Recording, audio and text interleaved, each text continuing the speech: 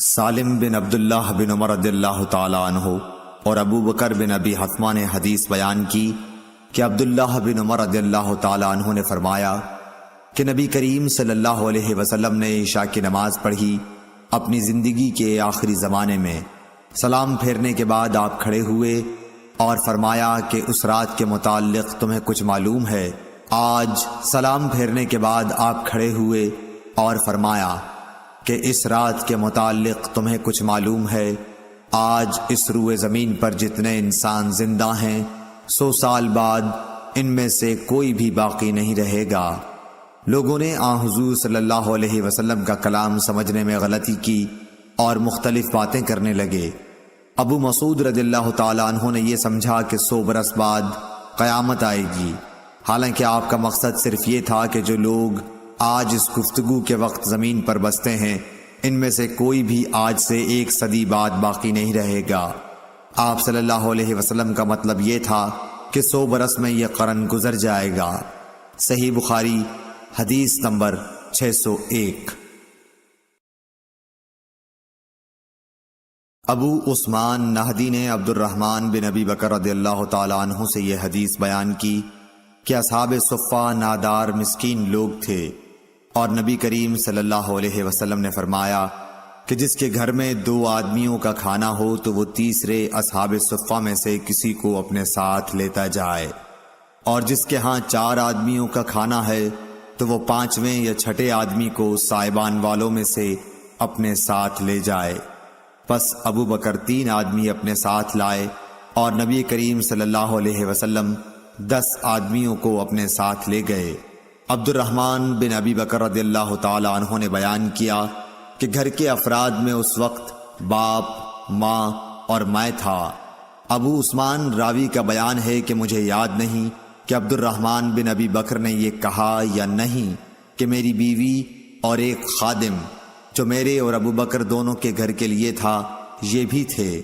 خیر، ابو بکر رضی اللہ تعالیٰ عنہ نبی کریم صلی اللہ علیہ وسلم کے یہاں ٹھہر گئے اور غالباً کھانا بھی وہیں کھایا۔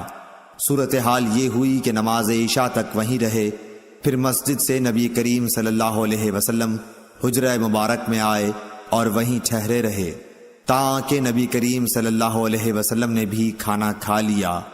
اور رات کا ایک حصہ گزر جانے کے بعد جب اللہ تعالیٰ نے چاہا تو آپ گھر تشریف لائے تو ان کی بیوی ام رومان نے کہا کہ کیا بات پیش آئی کہ مہمانوں کی خبر بھی آپ نے نہ لی، یا یہ کہا کہ مہمان کی خبر نہ لی؟ آپ نے پوچھا کیا تم نے ابھی انہیں رات کا کھانا نہیں کھلایا؟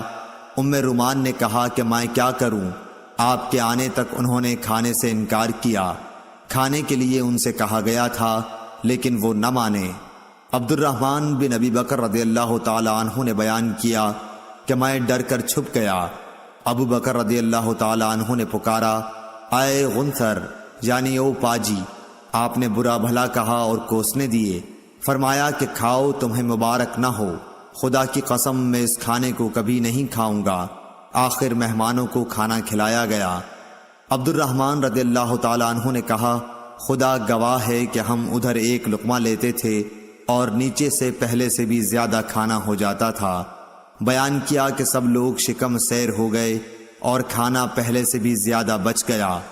ابو بکر رضی اللہ تعالیٰ عنہ نے دیکھا تو کھانا پہلے ہی اتنا یا اس سے بھی زیادہ تھا۔ اپنی بیوی سے بولے، بنو فراس کی بہن، یہ کیا بات ہے؟ انہوں نے کہا کہ میری آنکھ کی ٹھنڈک کی قسم، یہ تو پہلے سے 3 گنا ہے۔ پھر ابو بکر نے بھی وہ کھانا کھایا اور کہا کہ میرا قسم کھانا ایک شیطانی وسوسہ تھا۔ پھر ایک لقمہ اس میں سے کھایا اور نبی کریم صلی اللہ علیہ وسلم کی خدمت میں بقیہ کھانا لے گئے اور آپ کی خدمت میں حاضر ہوئے۔ وہ صبح تک آپ کے پاس رکھا رہا۔ عبد الرحمن نے کہا کہ ہم مسلمانوں کا ایک دوسرے قبیلے کے لوگوں سے معاہدہ تھا اور معاہدے کی مدت پوری ہو چکی تھی۔ اس قبیلے کا وفد معاہدے سے بات چیت کرنے مدینے آیا ہوا تھا۔ ہم نے ان میں سے 12 آدمی جدا کیے اور ہر ایک کے ساتھ کتنے آدمی تھے اللہ کو ہی معلوم ہے۔ ان سب نے اس میں سے کھایا۔ عبد الرحمن رضی اللہ تعالیٰ عنہ نے کچھ ایسا ہی کہا۔ صحیح بخاری حدیث نمبر 602۔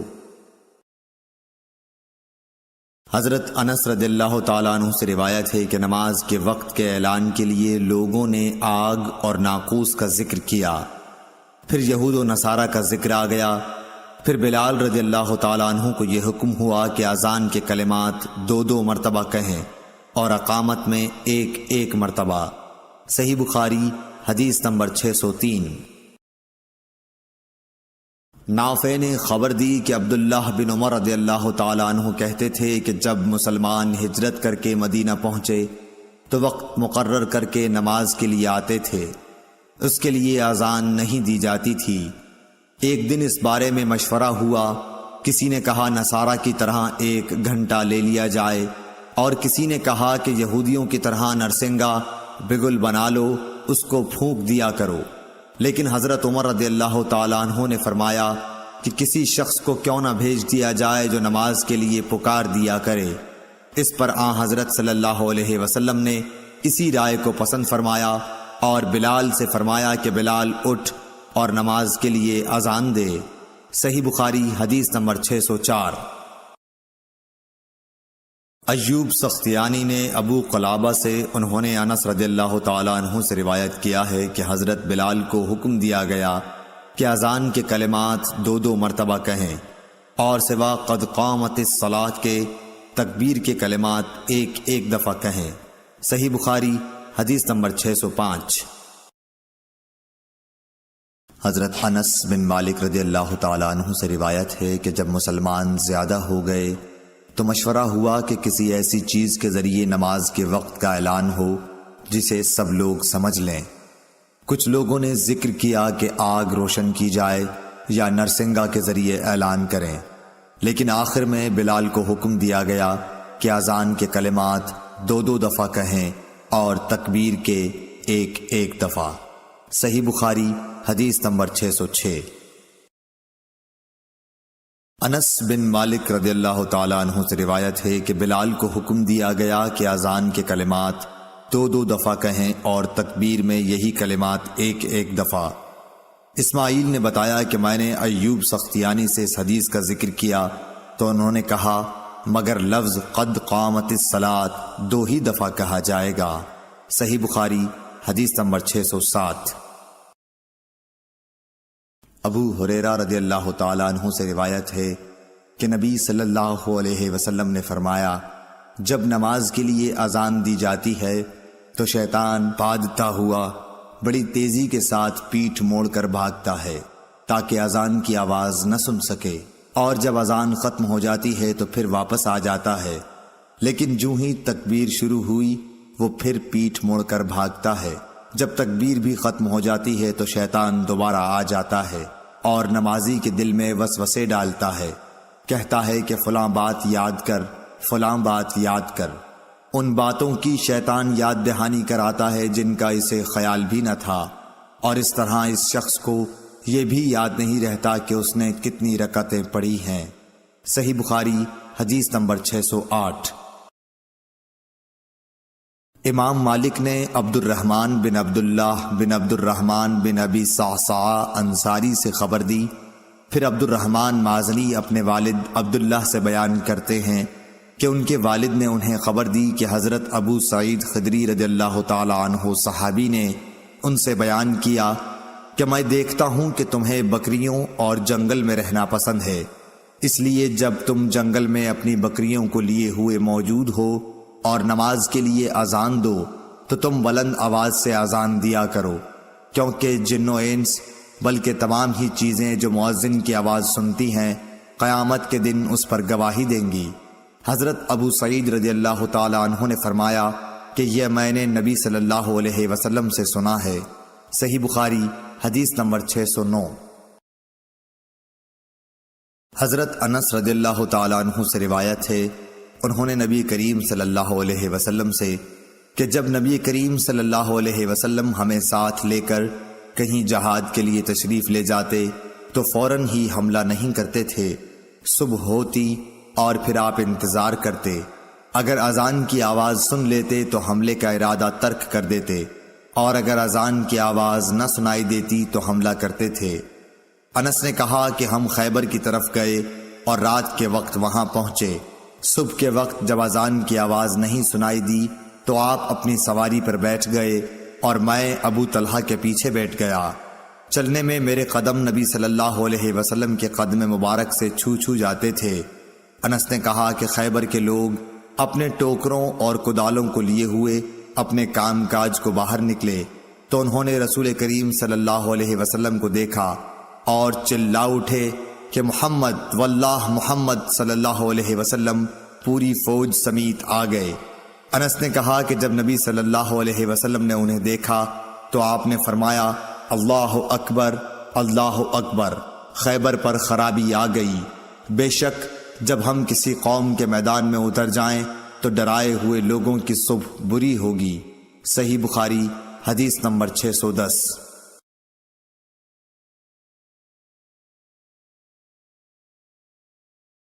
حضرت انس رضی اللہ تعالیٰ عنہ سے روایت ہے، انہوں نے نبی کریم صلی اللہ علیہ وسلم سے کہ جب نبی کریم صلی اللہ علیہ وسلم ہمیں ساتھ لے کر کہیں جہاد کے لیے تشریف لے جاتے تو فوراً ہی حملہ نہیں کرتے تھے، صبح ہوتی اور پھر حضرت انس رضی اللہ تعالیٰ عنہ سے روایت ہے، انہوں نے نبی کریم صلی اللہ علیہ وسلم سے کہ جب نبی کریم صلی اللہ علیہ وسلم ہمیں ساتھ لے کر کہیں جہاد کے لیے تشریف لے جاتے تو فوراً ہی حملہ نہیں کرتے تھے، صبح ہوتی اور پھر آپ انتظار کرتے، اگر اذان کی آواز سن لیتے تو حملے کا ارادہ ترک کر دیتے، اور اگر اذان کی آواز نہ سنائی دیتی تو حملہ کرتے تھے۔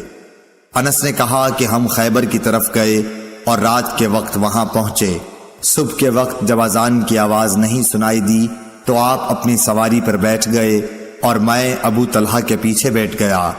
چلنے میں میرے قدم نبی صلی اللہ علیہ وسلم کے قدم مبارک سے چھو جاتے تھے۔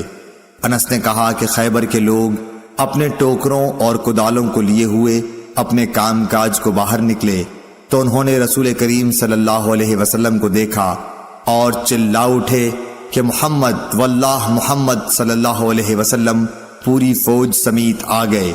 انس نے کہا کہ جب نبی صلی اللہ علیہ وسلم نے انہیں دیکھا تو آپ نے فرمایا اللہ اکبر اللہ اکبر، خیبر پر خرابی آ گئی۔ بے شک جب ہم کسی قوم کے میدان میں اتر جائیں تو ڈرائے ہوئے لوگوں کی صبح بری ہوگی۔ صحیح بخاری حدیث نمبر 610۔ حضرت انس رضی اللہ تعالیٰ عنہ سے روایت ہے، عیسیٰ بن طلحہ نے بیان کیا کہ انہوں نے معاویہ بن ابی سفیان سے ایک دن سنا، آپ جواب میں مؤذن کے ہی الفاظ کو دہرا رہے تھے، اشہد ان محمد رسول اللہ تک۔ ہم سے اسحاق بن راہوائی نے بیان کیا، کہا کہ ہم سے وہب بن جریر نے بیان کیا، کہا کہ ہم سے حشام دستوائی نے یحییٰ بن ابی کثیر سے اسی طرح حدیث بیان کی۔ صحیح بخاری حدیث نمبر 612۔ یحییٰ نے کہا کہ مجھ سے میرے بعض بھائیوں نے حدیث بیان کی کہ جب مؤذن نے حی علی الصلاۃ کہا تو معاویہ رضی اللہ تعالی عنہ نے لا حول ولا قوت الا باللہ کہا اور کہنے لگے کہ ہم نے نبی صلی اللہ علیہ وسلم سے ایسا ہی کہتے سنا ہے۔ صحیح بخاری حدیث نمبر 613۔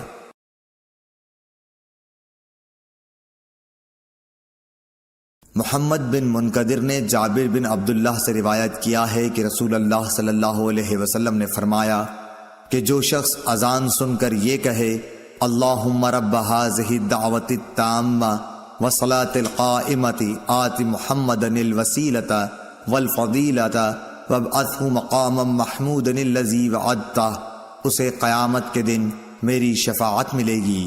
صحیح بخاری حدیث نمبر 614۔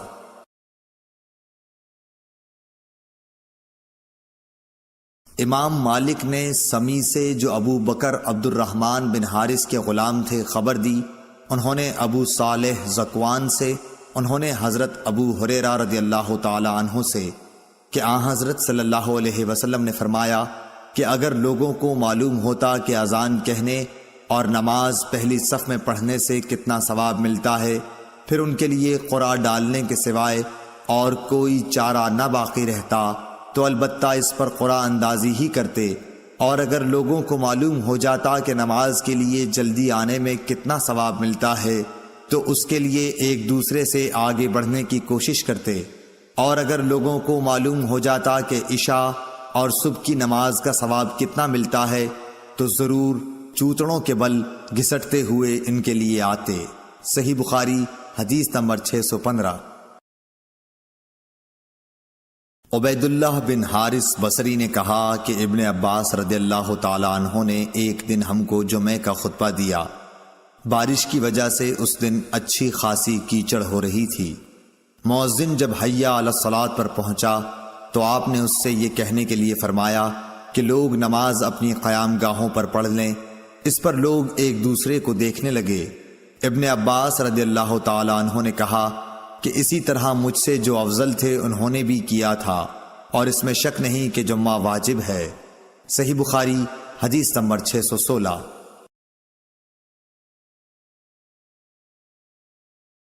سالم بن عبداللہ بن عمر رضی اللہ تعالی عنہ نے اپنے والد عبداللہ بن عمر رضی اللہ تعالی عنہ سے روایت کیا ہے کہ رسول اللہ صلی اللہ علیہ وسلم نے فرمایا کہ بلال تو رات رہے اذان دیتے ہیں، اس لیے تم لوگ کھاتے پیتے رہو یہاں تک کہ ابن مکتوم اذان دیں۔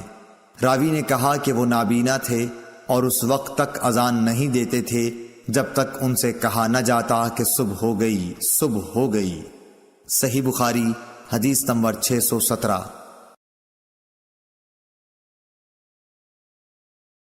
عبداللہ بن عمر رضی اللہ تعالی عنہ نے کہا مجھے ام المومنین حضرت حفصہ رضی اللہ تعالی عنہا نے خبر دی کہ رسول کریم صلی اللہ علیہ وسلم کی عادت تھی کہ جب مؤذن صبح کی اذان صبح صادق کے طلوع ہونے کے بعد دے چکا ہوتا تو آپ اذان اور تکبیر کے بیچ نماز قائم ہونے سے پہلے 2 ہلکی سی رکعتیں پڑھتے۔ صحیح بخاری حدیث نمبر 618۔ عبد الرحمن بن عوف نے حضرت عائشہ صدیقہ رضی اللہ تعالی عنہا سے روایت کیا ہے کہ نبی صلی اللہ علیہ وسلم فجر کی اذان اور اقامت کے درمیان 2 ہلکی سی رکعتیں پڑھتے تھے۔ صحیح بخاری حدیث نمبر 619۔ عبداللہ بن دینار نے حضرت عبداللہ بن عمر رضی اللہ تعالی عنہ سے روایت کیا ہے کہ رسول کریم صلی اللہ علیہ وسلم نے فرمایا دیکھو بلال رات رہے میں اذان دیتے ہیں، اس لیے تم لوگ سحری کھا پی سکتے ہو جب تک ابن ام مکتوم اذان نہ دیں۔ صحیح بخاری حدیث نمبر 620۔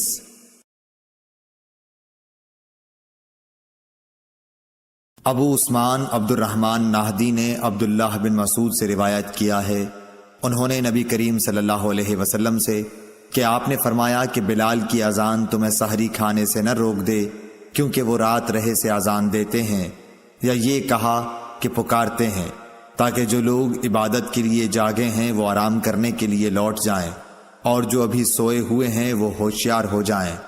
کوئی یہ نہ سمجھ بیٹھے کہ فجر یا صبح صادق ہو گئی، اور آپ نے اپنی انگلیوں کے اشارے سے طلوع صبح کی کیفیت بتائی۔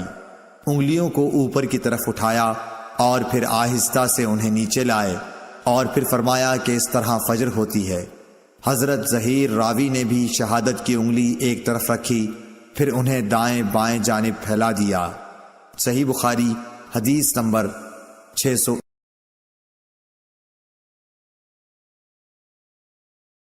عبداللہ بن بریدہ نے عبداللہ بن مغفل مزنی سے روایت کیا ہے کہ رسول اللہ صلی اللہ علیہ وسلم نے 3 مرتبہ فرمایا کہ ہر 2 اذان و اقامت کے درمیان ایک نماز کا فصل دوسری نماز سے ہونا چاہیے۔ تیسری مرتبہ فرمایا کہ جو شخص ایسا کرنا چاہے۔ صحیح بخاری حدیث نمبر 624۔ عمرو بن عامر انصاری حضرت انس بن مالک رضی اللہ تعالی عنہ سے بیان کرتے تھے کہ عہد رسالت میں جب مؤذن اذان دیتا تو نبی کریم صلی اللہ علیہ وسلم کے صحابہ ستونوں کی طرف لپکتے۔ جب نبی کریم صلی اللہ علیہ وسلم اپنے حجرے سے باہر تشریف لاتے تو لوگ اسی طرح نماز پڑھتے ہوئے ملتے۔ یہ جماعت مغرب سے پہلے کی 2 رکعتیں تھیں اور مغرب میں اذان اور تکبیر میں کوئی زیادہ فاصلہ نہیں ہوتا تھا۔ اور عثمان بن جبلہ اور ابو داؤد طیالسی نے شعبہ سے اس حدیث میں یوں نقل کیا ہے کہ اذان اور تکبیر میں بہت تھوڑا سا فاصلہ ہوتا تھا۔ صحیح بخاری حدیث نمبر 625۔ عروہ بن زبیر نے خبر دی کہ ام المومنین حضرت عائشہ رضی اللہ تعالی عنہا نے فرمایا کہ جب مؤذن صبح کی دوسری اذان دے کر چپ ہوتا تو رسول اللہ صلی اللہ علیہ وسلم کھڑے ہوتے اور فرض سے پہلے 2 رکعت سنت فجر ہلکی پھلکی ادا کرتے۔ صبح صادق روشن ہو جانے کے بعد پھر داہنی کروٹ پر لیٹ رہتے یہاں تک کہ مؤذن تکبیر کہنے کی اطلاع دینے کے لیے آپ کے پاس آتا۔ صحیح بخاری حدیث نمبر 626۔ عبداللہ بن بریدہ نے عبداللہ بن مغفل رضی اللہ تعالی عنہ سے روایت کیا ہے کہ نبی کریم صلی اللہ علیہ وسلم نے فرمایا کہ ہر 2 اذان و تکبیر کے بیچ میں نماز ہے، ہر 2 اذانوں کے درمیان نماز ہے۔ پھر تیسری مرتبہ آپ نے فرمایا کہ اگر کوئی پڑھنا چاہے۔ صحیح بخاری حدیث نمبر 627۔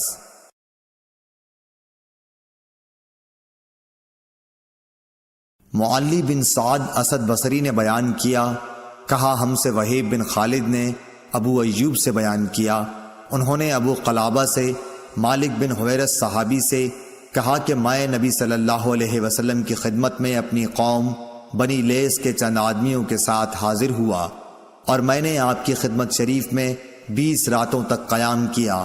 آپ بڑے رحم دل اور ملنسار تھے۔ جب آپ نے ہمارے اپنے گھر پہنچنے کا شوق محسوس کر لیا تو فرمایا کہ اب تم جا سکتے ہو، وہاں جا کر اپنی قوم کو دین سکھاؤ اور سفر میں نماز پڑھتے رہنا۔ جب نماز کا وقت آ جائے تو تم میں سے ایک شخص اذان دے اور جو تم میں سب سے بڑا ہو وہ امامت کرائے۔ صحیح بخاری حدیث نمبر 628۔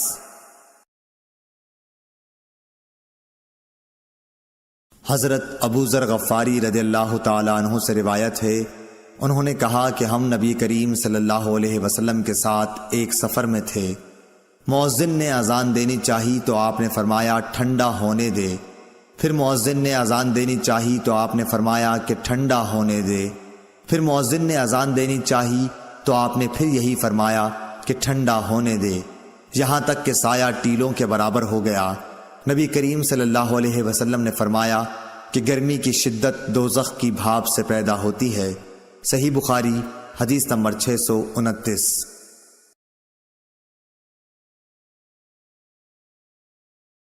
مالک بن حویرث نے کہا کہ 2 شخص نبی کریم صلی اللہ علیہ وسلم کی خدمت میں آئے، یہ کسی سفر میں جانے والے تھے۔ آپ نے ان سے فرمایا کہ دیکھو جب تم سفر میں نکلو تو نماز کے وقت راستے میں اذان دینا، پھر اقامت کہنا، پھر جو شخص تم میں عمر میں بڑا ہو وہ نماز پڑھائے۔ صحیح بخاری حدیث نمبر 630۔ مالک بن حویرث نے بیان کیا کہ ہم نبی کریم صلی اللہ علیہ وسلم کی خدمت اقدس میں حاضر ہوئے، ہم سب ہم عمر اور نوجوان ہی تھے۔ آپ کی خدمت مبارک میں ہمارا 20 دن اور رات قیام رہا۔ آپ بڑے ہی رحم دل اور ملنسار تھے۔ جب آپ نے دیکھا کہ ہمیں اپنے وطن واپس جانے کا شوق ہے تو آپ نے پوچھا کہ تم لوگ اپنے گھر کسے چھوڑ کر آئے ہو؟ ہم نے بتایا۔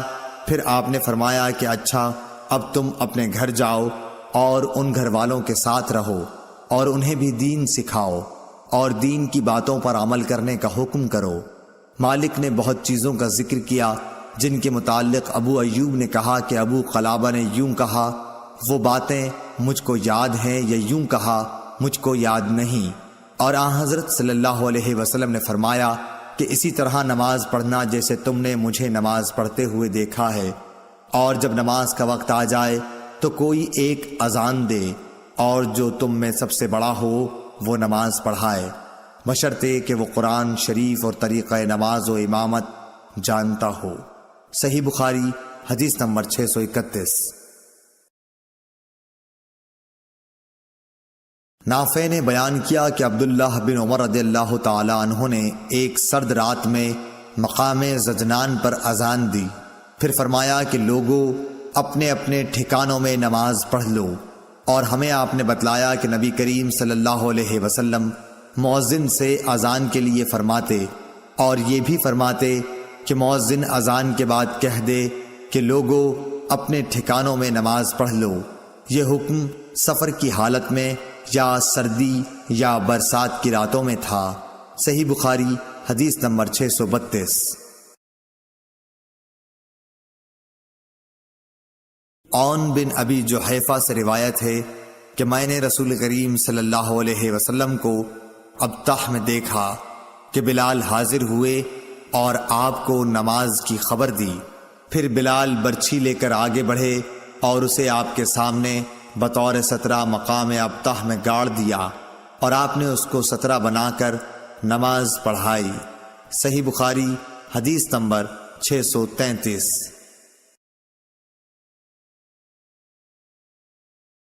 محمد بن یوسف فریابی نے بیان کیا، کہا کہ ہم سے سفیان سوری نے عون بن ابی جحیفہ سے بیان کیا، انہوں نے اپنے باپ سے کہ انہوں نے بلال رضی اللہ تعالی عنہ کو اذان دیتے ہوئے دیکھا۔ وہ کہتے ہیں میں بھی ان کے ساتھ ادھر ادھر منہ پھیرنے لگا۔ صحیح بخاری حدیث نمبر 634۔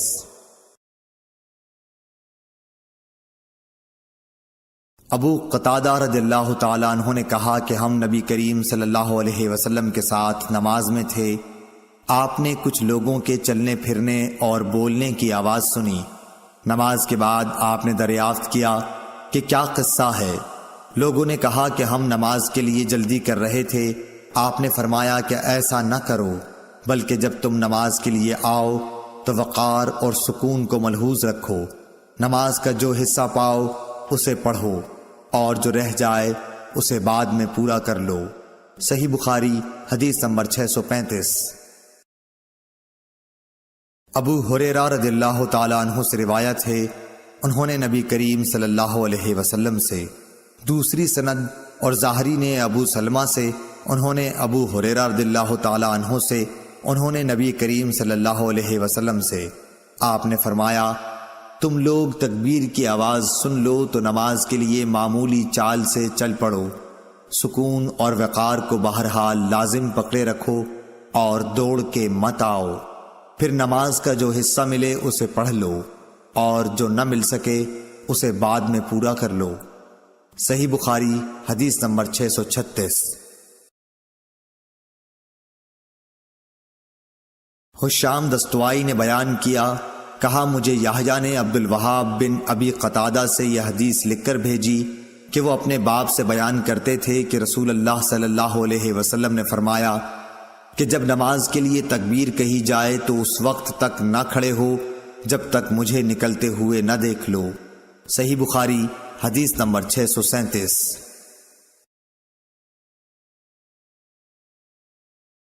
ابو قتادہ حارث بن ربیع رضی اللہ تعالی عنہ سے روایت ہے کہ رسول اللہ صلی اللہ علیہ وسلم نے فرمایا کہ تکبیر ہو تو جب تک مجھے دیکھ نہ لو کھڑے نہ ہو، اور آہستگی کو لازم رکھو۔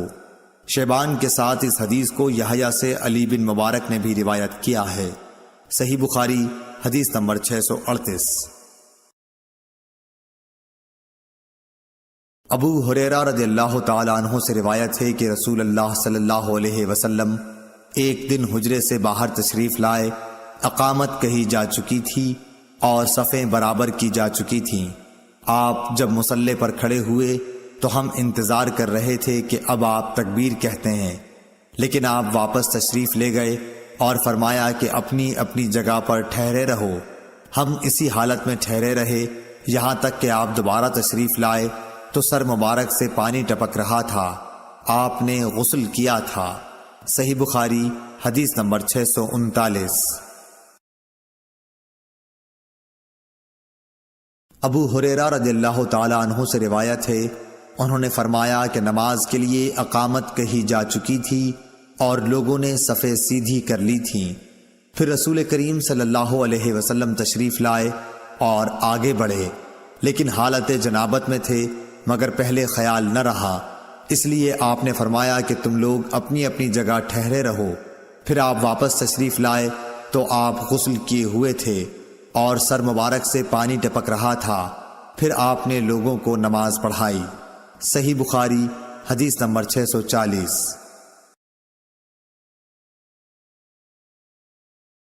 ابو سلمہ کہتے تھے کہ ہمیں جابر بن عبداللہ انصاری رضی اللہ تعالی عنہ نے خبر دی کہ نبی صلی اللہ علیہ وسلم کی خدمت میں عمر بن خطاب رضی اللہ تعالی عنہ غزوہ خندق کے دن حاضر ہوئے اور عرض کی، یا رسول اللہ، قسم اللہ کی سورج غروب ہونے کو ہی تھا کہ میں اب عصر کی نماز پڑھ سکا ہوں۔ آپ جب حاضر خدمت ہوئے تو روزہ افطار کرنے کا وقت آ چکا تھا۔ نبی کریم صلی اللہ علیہ وسلم نے فرمایا، قسم اللہ کی میں نے بھی تو نماز عصر نہیں پڑھی ہے۔ پھر آپ بطحان کی طرف گئے، میں آپ کے ساتھ ہی تھا۔ آپ نے وضو کیا، پھر عصر کی نماز پڑھی، سورج ڈوب چکا تھا، پھر اس کے بعد مغرب کی نماز پڑھی۔ صحیح بخاری حدیث نمبر 641۔ عبدالعزیز بن صہیب نے حضرت انس رضی اللہ تعالی عنہ سے بیان کیا، انہوں نے کہا کہ نماز کے لیے تکبیر ہو چکی تھی اور نبی صلی اللہ علیہ وسلم کسی شخص سے مسجد کے ایک گوشے میں چپکے چپکے کان میں باتیں کر رہے تھے۔ پھر آپ نماز کے لیے جب تشریف لائے تو لوگ سو رہے تھے۔ صحیح بخاری حدیث نمبر 642۔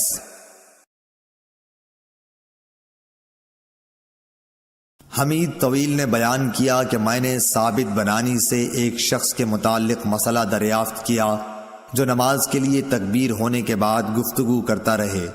اس پر انہوں نے انس بن مالک رضی اللہ تعالی عنہ سے بیان کیا کہ انہوں نے فرمایا کہ تکبیر ہو چکی تھی، اتنے میں ایک شخص نبی کریم صلی اللہ علیہ وسلم سے راستے میں ملا اور آپ کو نماز کے لیے تکبیر کہی جانے کے بعد بھی روکے رکھا، اور آپ کو نماز کے لیے تکبیر کہی جانے کے بعد بھی روکے رکھا۔ صحیح بخاری حدیث نمبر 643۔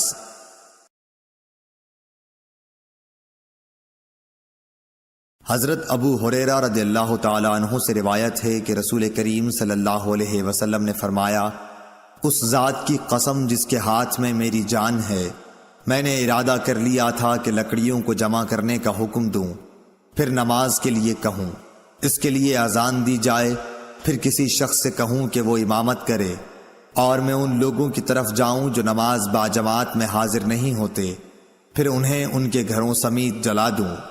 اس ذات کی قسم جس کے ہاتھ میں میری جان ہے، اگر یہ جماعت میں نہ شریک ہونے والے لوگ اتنی بات جان لیں کہ انہیں مسجد میں ایک اچھے قسم کی گوشت والی ہڈی مل جائے گی یا 2 عمدہ کھر ہی مل جائیں گے، تو یہ عشاء کی جماعت کے لیے مسجد میں ضرور حاضر ہو جائیں۔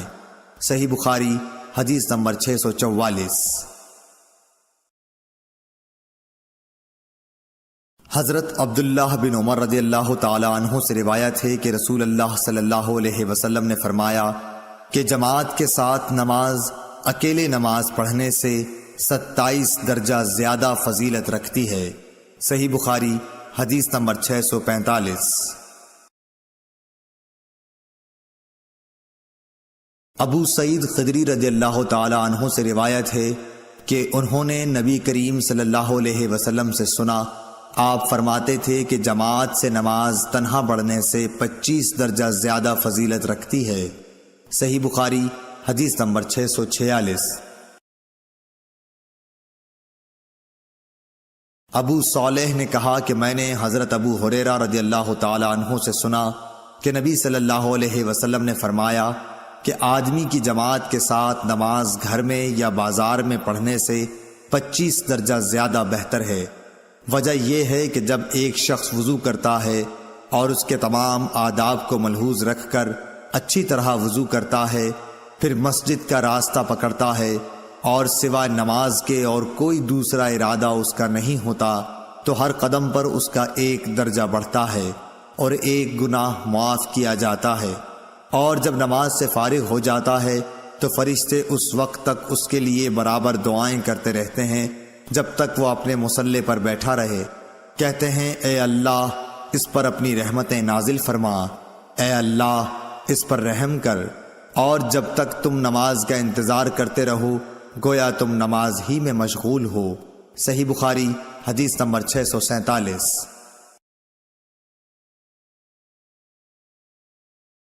سعید بن مسیب اور ابو سلمہ بن عبد الرحمن نے خبر دی کہ حضرت ابو ہریرہ رضی اللہ تعالی عنہ نے کہا کہ میں نے نبی کریم صلی اللہ علیہ وسلم سے سنا، آپ صلی اللہ علیہ وسلم نے فرمایا کہ جماعت سے نماز اکیلے پڑھنے سے 25 درجہ زیادہ بہتر ہے، اور رات دن کے فرشتے فجر کی نماز میں جمع ہوتے ہیں۔ پھر ابو ہریرہ رضی اللہ تعالی عنہ نے فرمایا کہ اگر تم پڑھنا چاہو تو سورہ بنی اسرائیل کی یہ آیت پڑھو، ان قرآن الفجر کان مشہودا، یعنی فجر میں قرآن پاک کی تلاوت پر فرشتے حاضر ہوتے ہیں۔ صحیح بخاری حدیث نمبر 648۔ شعیب نے فرمایا کہ مجھ سے نافع نے ابن عمر رضی اللہ تعالی عنہ کے واسطے سے اس طرح حدیث بیان کی کہ جماعت کی نماز اکیلے کی نماز سے 27 درجہ زیادہ فضیلت رکھتی ہے۔ صحیح بخاری حدیث نمبر 649۔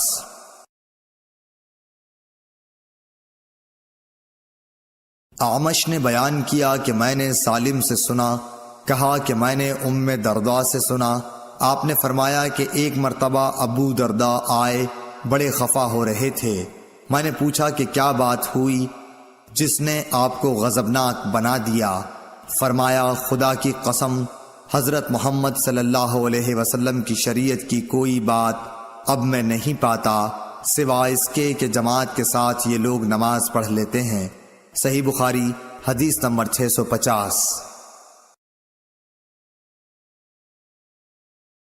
ابو موسیٰ رضی اللہ تعالی عنہ سے روایت ہے کہ نبی کریم صلی اللہ علیہ وسلم نے فرمایا کہ نماز میں ثواب کے لحاظ سے سب سے بڑھ کر وہ شخص ہوتا ہے جو مسجد میں نماز کے لیے زیادہ سے زیادہ دور سے آئے، اور جو شخص نماز کے انتظار میں بیٹھا رہتا ہے اور پھر امام کے ساتھ پڑھتا ہے، اس شخص سے اجر میں بڑھ کر ہے جو پہلے ہی پڑھ کر سو جائے۔